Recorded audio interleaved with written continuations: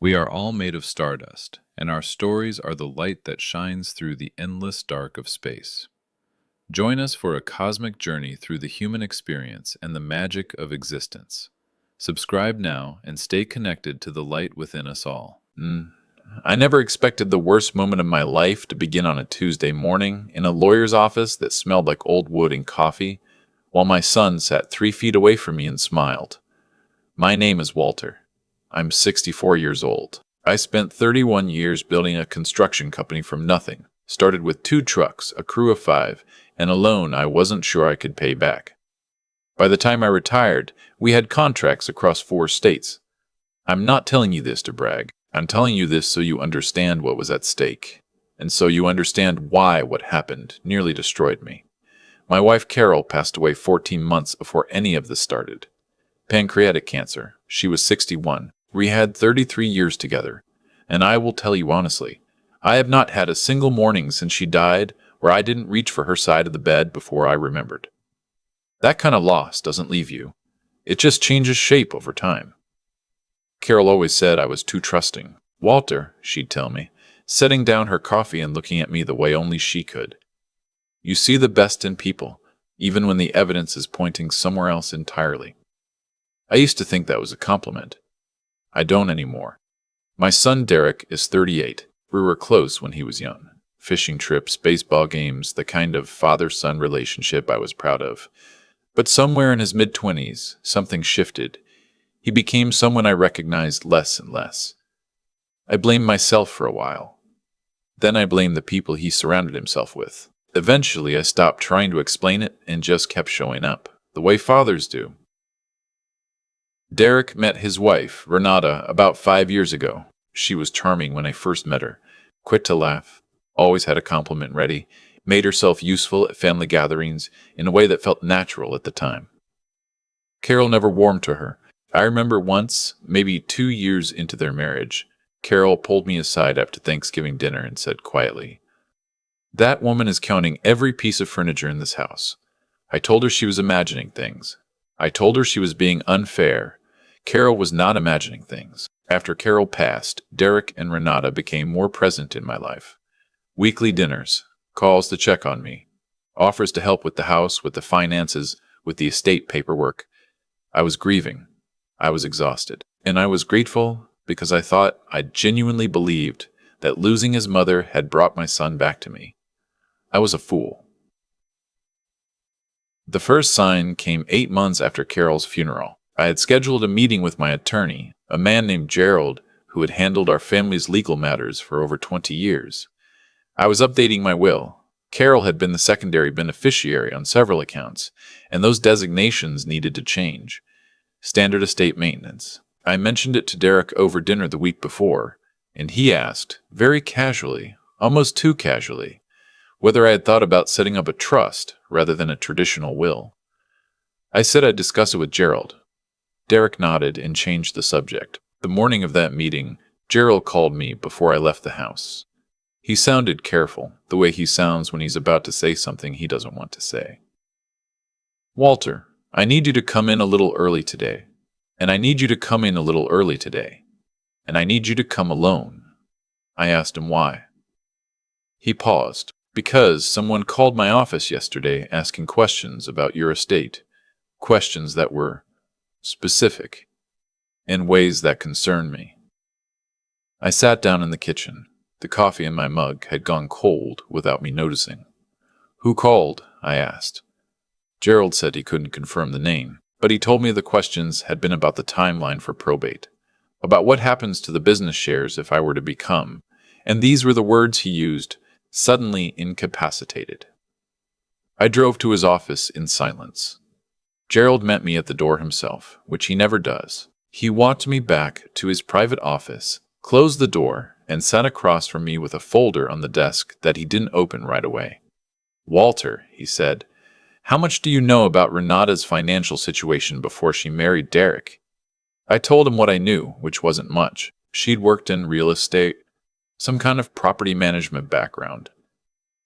Derek had mentioned she had debt from a failed business venture before they met, but he'd been vague about the details. Gerald opened the folder. What he showed me took about 15 minutes to explain and about 15 days for me to fully absorb. Renata had been involved in a financial fraud case in another state, a civil matter, not criminal, but significant. She had been a named party in a lawsuit involving misappropriated funds from a property investment group.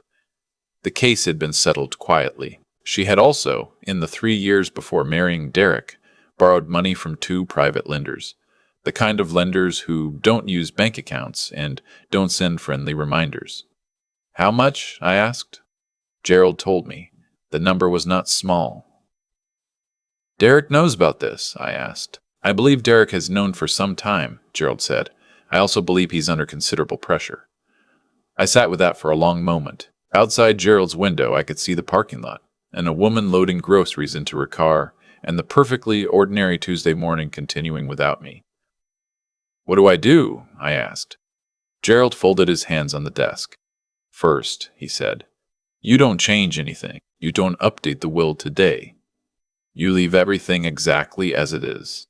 And then you let me make a phone call. That phone call was to a private investigator named Ray, who Gerald had worked with on several estate fraud cases over the years. By the end of that week, Ray confirmed what Gerald suspected. Derek and Renata were in serious debt to people who were not patient, and they had, over the preceding several months, been consulting with a different attorney, one who specialized in guardianship law.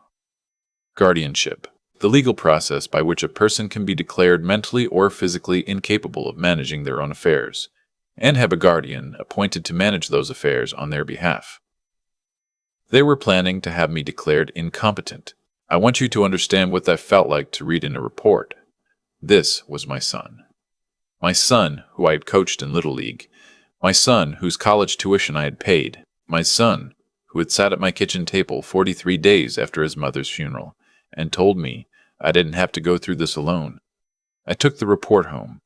I sat in the chair Carol used to read in. I held the armrests the way she used to hold them, and I made myself read every page twice, because I needed the pain of it to be real before I decided what to do with it. Ray's investigation went on for 6 more weeks. In that time, we learned several things. Renata had already contacted a neurologist, not to treat me, but to ask, hypothetically, what documentation would be needed to initiate an incompetency proceeding. Derek had asked my accountant, a young man I'd hired 2 years prior, to forward him copies of my monthly statements. The accountant, to his credit, had refused and then called me.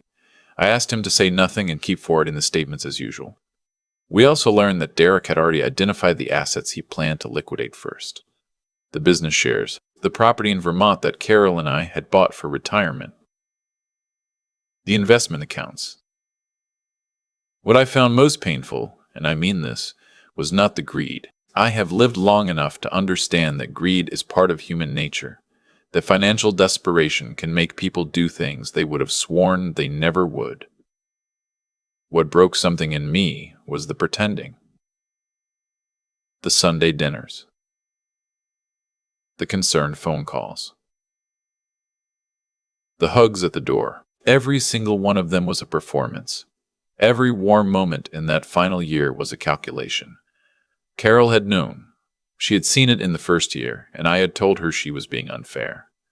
I owed her an apology I would never be able to give. Gerald and Ray presented me with our options. I could confront Derek directly. I could quietly change my estate structure and let them discover it had been done. Or I could let things continue long enough to build an airtight case, because what they were planning crossed well beyond civil territory into criminal fraud and elder abuse statutes. I chose the third option, and I want to be honest with you, it was the hardest thing I have ever done. Harder than building the company. Harder than the years when money was so tight Carol and I ate canned soup 4 nights a week. Harder even than sitting in a hospital room watching the person I loved most in the world become someone smaller and more fragile with every passing week. Sitting across from my son at dinner and pretending I didn't know, that was its own kind of dying. Ray worked with an attorney who specialized in elder financial abuse cases, a woman named Dr. Susan Park, who had testified in over 60 elder exploitation cases across the country and who looked, the first time I met her, like someone's favorite grandmother and spoke. The second I heard her in professional mode, like someone who had never lost an argument in her life. "Here's what we need," she told me in her office with Ray sitting beside her. "We need them to make a documented move, a filing, a formal action, something on paper that establishes intent." "And until then?" I asked. "Until then," she said, "you live your life normally. You take their calls, you have their dinners, you give them no reason to accelerate." So I did. Sundays, I went to their house and ate the meals Renata cooked and talked about the weather and about Derek's work and about nothing that mattered. I watched Renata watching me, cataloging me, calculating the distance between now and whatever finish line she had drawn in her mind. I watched my son refill my wine glass and laugh at my jokes, and I thought about a 7-year-old in a baseball uniform who had cried into my shoulder after striking out in the championship game, and I let myself feel that grief fully, right there at their dinner table. And then I folded it away and kept eating. 3 weeks before they filed, Derek called me with a new suggestion. He wanted me to sign a durable power of attorney, naming him as my agent. He framed it as precautionary. "In case anything ever happens, Dad, you don't want these things getting complicated." He used Carol's death as the reason. He said watching his mother's estate process had shown him how important it was to have things organized. He used his mother's death as a tool. That is the sentence I keep coming back to. I told him I'd think about it. I called Gerald that same evening. Gerald said it was almost time. The filing came on a Thursday. Derek and Renata, through their attorney, submitted a petition to the probate court requesting a guardianship evaluation, citing concerns about my cognitive function and my ability to manage my financial affairs. Attached to the petition were 3 documents: a letter from a physician I had never seen or spoken to, a financial summary that misrepresented my account activity, and a sworn statement from Derek. A sworn statement in which my son described me as confused, erratic, and increasingly unable to care for myself. Gerald had already filed our response before noon the same day. Dr. Park moved quickly. The guardianship petition required a court-appointed evaluator to assess my mental competency, and that evaluator, when she arrived at my home 2 weeks later, found a 64-year-old man who was articulate, organized, fully oriented, and who had, it turned out, a very thorough documentation of his own financial activity going back 14 months. The physician named in Derek and Renata's petition had never examined me. His signature, when investigated, turned out to have been applied to the document without his knowledge. That finding alone shifted everything from civil to criminal territory. Renata's private lenders, when subpoenaed as part of the fraud investigation, cooperated in exchange for resolution of their own collection proceedings. What they provided confirmed the timeline, the debt, the pressure, the plan. Derek's communications, texts, emails, a recorded phone call that Ray had obtained through legal process, established his knowing participation in the scheme. I was present on the day Derek was arrested. I didn't plan it that way. I had come to drop off a book I'd borrowed. Ridiculous, I know, but Dr. Park had told me to keep behaving normally until the last possible moment. 2 officers and a detective arrived 7 minutes after I did. I was standing in the front hallway when they came through the door. Derek looked at me. I don't know exactly what he saw in my face. I hope he saw his father. I hope he understood that what I felt in that moment wasn't satisfaction. It was grief, plain and complete. The grief of a man who had spent 38 years loving someone who had, at some point I can't identify, stopped being who I thought he was. Renata was arrested at the same time at their attorney's office. The private lender's proceedings were resolved separately. The physician whose signature had been forged was cleared of any involvement.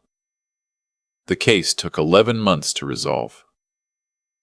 Derek pled guilty to elder financial abuse and conspiracy to commit fraud. He was sentenced to 7 years. Renata received 9, given her central role in the planning and the prior financial misconduct on her record. Their attorney was disbarred and faces his own proceedings. I didn't speak at the sentencing. Gerald asked me if I wanted to submit a victim impact statement, and I sat with that question for a long time. What would I have said? That I loved my son? He knew that. That what he did was wrong? The court had already established that. That I wished it had gone differently? There are no words for that wish that don't fall short of what I actually feel. I said nothing. I sat in the back of the courtroom and I watched, and then I went home. I have made changes since then. The will is updated. The business shares are held in a trust with independent oversight. Gerald reviews everything quarterly. I hired a new accountant, and I know his background thoroughly. But there are changes that aren't legal or financial. I call Carol's sister on Sunday mornings now. I started having dinner once a week with a neighbor named Frank, who lost his wife 3 years ago, and who makes terrible pasta and excellent conversation. I go to the cemetery on the 14th of every month, which was the day Carol and I had our first date, in 1989, at a diner that has since become a cell phone store. I talk to her when I'm there. I tell her about the week. I told her about the trial. I told her she was right about Renata. I told her I was sorry I didn't listen. There's something I want to say to anyone watching this who might be in a situation that feels in any way like what I've described. It doesn't have to be exactly the same. It can be smaller. A suggestion that feels slightly off. A question about your finances that goes a little further than it needs to. A family member who has become, since your loss, suddenly very interested in your affairs. Trust that feeling. Not with paranoia, but with clear eyes. The people who love you will not be threatened by clear eyes. Only the people who are counting on your blindness will push back when you start to see. Carol saw. I didn't listen. 33 years with the wisest person I knew, and the one time it mattered most, I decided I knew better. I am 64 years old. I am healthy. I have work I'm proud of, and a house I built with my own hands and a small circle of people who are genuinely in my corner. I am not a victim. I refuse to be a victim. What happened to me was real, and it was painful, and I am still standing. But I am standing differently now, with my eyes open, with Carol's voice in the back of my mind every single day. She always said I was too trusting. She was not wrong. But she also married me knowing that, and I have decided, after everything, that I am going to keep being the kind of man she chose, just with better locks on the door. If this story reached you, please share it with someone who needs to hear it. And if you have a story of your own, about betrayal, about survival, about finding your footing after something tried to knock you down, leave it in the comments below. This community was built for exactly that. Don't forget to subscribe to hs-sweetrevenge for more real stories, real lessons, and the kind of truth that doesn't get told enough.